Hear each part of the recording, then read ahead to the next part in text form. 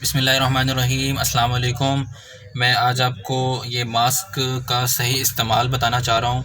ये video doctors हज़रात के लिए भी बहुत ज़रूरी है और आम जो आवाम इस जो मास्क यूज़ कर रही है, ये वाले जो मेडिकेटेड मास्क होते हैं, उनमें ये मैं आपको बताना चाहूँगा कि ये जो इनकी दो साइड्स होती हैं, एक या ग्रीन कलर होता है या ये ब्लू कलर होता है और एक तरफ से ये वाइट होती हैं। ये जो वाइट वाली साइड होती है ये केमिकल कोटेड होती है, ठीक है। ये एंटी बैक्टीरियल साइड होती है।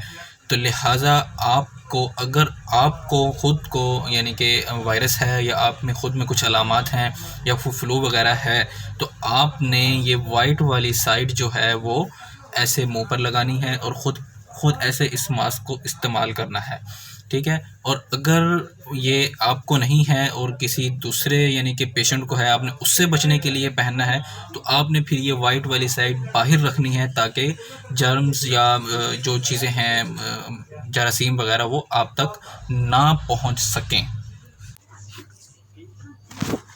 लिहाजा अगर लोग सही तरीके से मास्क पहनना शुरू कर दें तो बहुत सारी चीज़ों से बचा जा सकता है।